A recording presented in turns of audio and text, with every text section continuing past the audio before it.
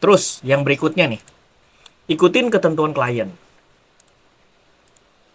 Um, Ketika klien ngundang lu gitu ya, mereka pasti pengen punya feedback lah dari lu gitu. Pasti mereka pengen sesuatu dari lu gitu. Nggak lu cuman datang duduk dapat goodie bag terus pulang, nggak gitu konsepnya gitu. Pasti ada keinginan klien gitu untuk dibikinin sesuatu lah dari lu gitu. Misalnya ada klien yang ngundang lu untuk datang ke acara launching brand mereka yang terbaru lah gitu ya. Terus mereka bilang, Mas Mbak, nanti kalau misalnya datang, tolong bikinin video reels ya. Terus upload di feeds juga, terus upload di IG story ya. Maksimal H+3 ya setelah event yang ini gitu. Nah, usahain kalau misalnya udah dapet brief seperti itu, H+2 udah lu kerjain. Udah lu selesaikan semua kewajiban lu gitu. Udah lu posting di medsos lu, bikin reels segala macam, upload di IG story juga gitu ya. Lu bikin tulisannya juga di website lu atau di blog lu gitu. Maksimal H+2, minimal H+2 udah selesai gitu. Jangan sampai si klien yang nagih-nagih yang ngejar-ngejar lu gitu. Kayak orang yang punya utang gitu, kayak lu ditagih utang gitu. Padahal itu kewajiban lu gitu, bukan kewajiban mereka untuk nagih-nagih gitu.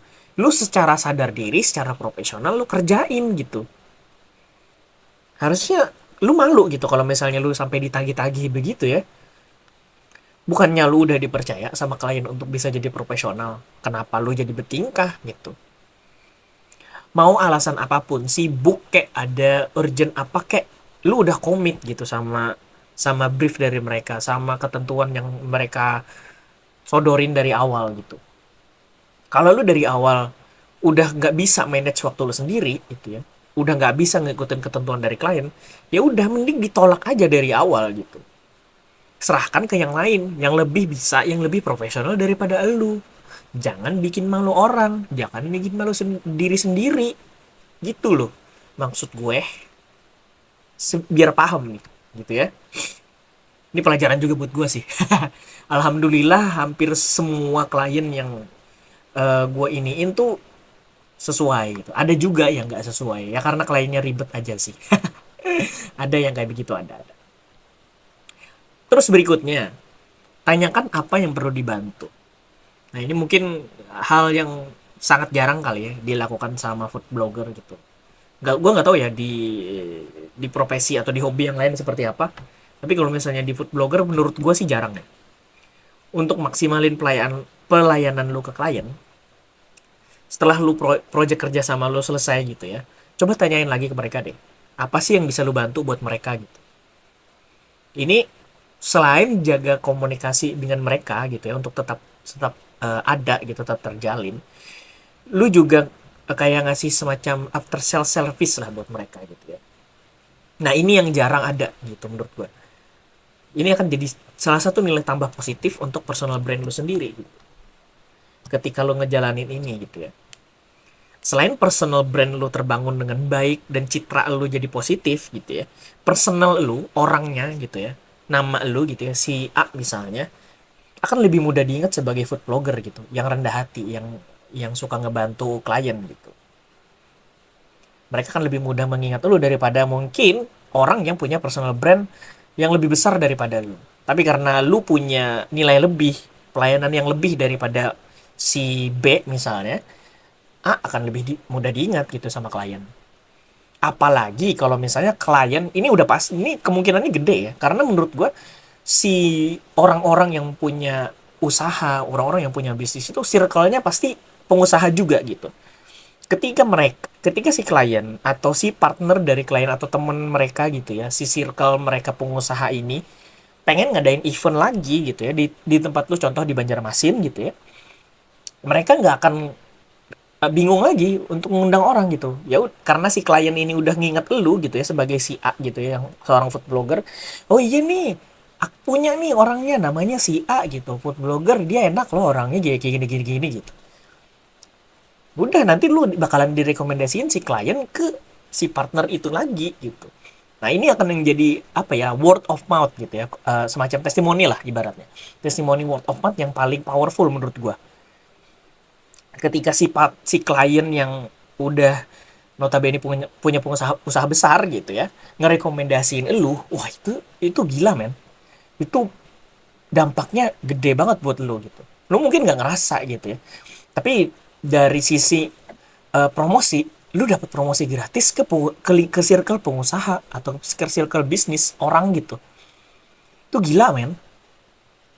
Lu nggak akan susah lagi nyari networking kalau misalnya dapat word of mouth kayak begitu ya. Enak banget asal lu tadi profesional gitu ya. Lu gampang bantu orang, terus juga lu dikasih deadline itu bisa nyelesain dengan tepat waktu gitu ya, bahkan sehari sebelum deadline gitu ya. Lu punya after sale service juga bagus gitu. Itu juga akan apa ya? Testimoni yang sangat bagus gitu ketika si klien ngerekomendasiin lu ke partner dia atau ke circle-nya dia gitu. Ini bagus nih gitu ya orangnya gitu. Meskipun mungkin followernya sedikit gitu, tapi kerjaan dia bagus loh gitu. Wah, itu sih gila sih. Kalau misalnya ada yang kayak begitu tuh gila sih. Lu harus bersyukur, men. Dan kalau bisa lu harus jaga terus tuh klien tuh. Jangan sampai lepas pokoknya. Terus selanjutnya, selalu update medsos lu. Nah, ini penting ya. Karena di zaman sekarang itu nggak mungkin nggak punya medsos gitu. Apalagi seorang food blogger gitu ya. Minimal punya Instagram lah. Atau YouTube lah. Karena di food blogger ya tentu ada blognya ya. Udah pasti harus update blognya gitu. Idealnya memang harus update tiap hari. Tapi kalau misalnya lu nggak bisa update tiap hari karena mungkin lu punya kerjaan yang lain, kesibukan yang lain gitu ya. Update aja berkala 2 sampai 3 hari sekali itu udah bagus kok. Jangan sampai akun lu tuh kayak mati suri gitu. Terus kalau misalnya update juga males-malesan gitu ya. Jangan kayak gitu lah. Karena media sosial itu adalah kamu, adalah lu di dunia maya gitu ya. Orang-orang yang jauh, klien-klien lu yang jauh itu ngelihat lu ya dari media sosial lu gitu. Mereka percaya kredibilitas lu dan profesionalisme lu dari cara lu mengelola konten di media sosial. Ya, meskipun menurut gue sih ya, updatean di media sosial itu nggak bisa mencerminkan 100% kepribadian seseorang di dunia nyata.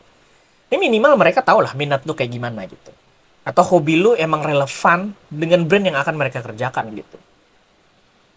Kebanyakan klien sih menilainya dari situ ya. Seseorang tuh layak atau tidak datang ke tempat mereka, ke event mereka, ya dari media sosialnya itu gitu. Jadi pastiin, kalau misalnya lu punya media sosial, kalau lu media sosial lu dengan baik dan bijak, apapun ya, yang jadi hobi lu saat ini, lakukanlah dengan baik dan benar dan bijak gitu. Kalau bisa, update juga hobi lu di media sosial gitu. Akan lebih bagus lagi, kalau misalnya lu punya media sosial khusus untuk update hobi lu itu. Ini emang agak ribet ya, jadi lu harus misahin antara akun pribadi lu dengan akun hobi lu. Tapi ini kan justru membentuk market yang baru gitu ketika lu punya akun sendiri gitu ya. Jadi orang akan lebih apa ya, lebih trusted lah dan juga akan kelihatan lebih profesional gitu di mata klien gitu ya. Oh nih orang punya akun media sosial sendiri gitu untuk update hobinya gitu, untuk update kegiatannya. Ya mungkin lu punya akun pribadi yang khusus untuk update-update kegiatan lu sehari-hari misalnya atau update untuk kegiatan dengan pasangan gitu ya. Mungkin lu nggak mau keganggu dengan hobi lu gitu, updatean hobi lu, nah bisa tuh pakai cara yang kayak begitu. Jadi updatean antara kehidupan pribadi lu dengan hobi lu itu beda. Itu akan jauh lebih bagus gitu ya. Gak harus update tiap hari juga gitu. Rutin aja di update-nya gitu, 3 hari sekali kayak seminggu sekali kayak itu udah bagus gitu ya. Meskipun apapun yang lu jalanin sekarang itu sekadar hobi gitu ya, nggak menutup kemungkinan suatu saat ada orang yang akan membutuhkan jasa dari hobi lu itu. Nah, ketika kesempatan itu udah datang, pastiin lu bisa bersikap dan bertindak profesional. Lakukan dengan baik dan berikan yang terbaik yang lu bisa. Sebisa mungkin, lu nggak boleh ngecewain orang-orang itu. Karena kepercayaan itu penting, man. Sekali aja lu kecewain mereka, mungkin lu bisa maafin, mungkin lu bisa dimaafin sama klien-klien lu itu atau teman-teman lu. Tapi kepercayaan mereka nggak akan bisa balik 100% kayak dulu lagi gitu, kayak di awal. Makanya, menjaga kepercayaan itu penting banget. Jadi, daripada lu ngerusak kepercayaan orang gitu ya, mending lu berantemin di awal dah. Misal nih, lu nggak suka sama briefnya, berantemin aja dulu di awal gitu sebelum lu deal-dealan ya. Aku nggak bisa, mas mbak kalau misalnya briefnya kayak begini, karena itu nggak sesuai sama personal brandku. Aku bisanya begini nih, kasih solusinya gitu. Kalau misalnya mereka mau suka, ya udah terima gitu. Kalau misalnya mereka nggak suka, ya udah nggak apa-apa. Artinya memang nggak ketemu aja jalannya gitu. Mungkin rezeki lu ada di tempat lain, nggak masalah. Yang penting lu nggak memaksakan diri lu untuk dapetin dapetin cuan gitulah. Jangan sampai kayak begitu ya. Ya sedikit idealis boleh, tapi nggak terlalu ini juga gitu, nggak terlalu maksa juga gitu. Oh aku pokoknya klien harus ngikutin kemauan gue karena gue yang dibutuhin sama si klien. Nggak bisa kayak begitu men. Lu juga butuh klien, gitu ya. Kalau lu nggak bu Kalau lu nggak butuh klien, lu nggak mungkin update tiap hari untuk cari duit, nggak mungkin lah. Hobi lu juga butuh duit pasti. Minimal kuota lah untuk update ya kan. Ya sih, itu ya teman-teman ya. Semoga bisa dipahami dan juga semoga ini bisa jadi pelajaran juga buat kita semua ya. Karena ini kontennya untuk pengingat gue pribadi gitu ya. Ketika gue mau jadi food blogger tuh kayak gimana. Dan itu gue ngomongnya untuk gue sendiri sebenarnya. Bukan untuk menceramahi orang lain ya. Terima kasih banyak teman-teman sudah mendengarkan podcast dengan format baru kali ini. Semoga kalian suka. Kalau misalnya suka atau misalnya ada kritik saran, tulis aja di kolom komentar ya. Sampai ketemu di episode berikutnya. Dadah.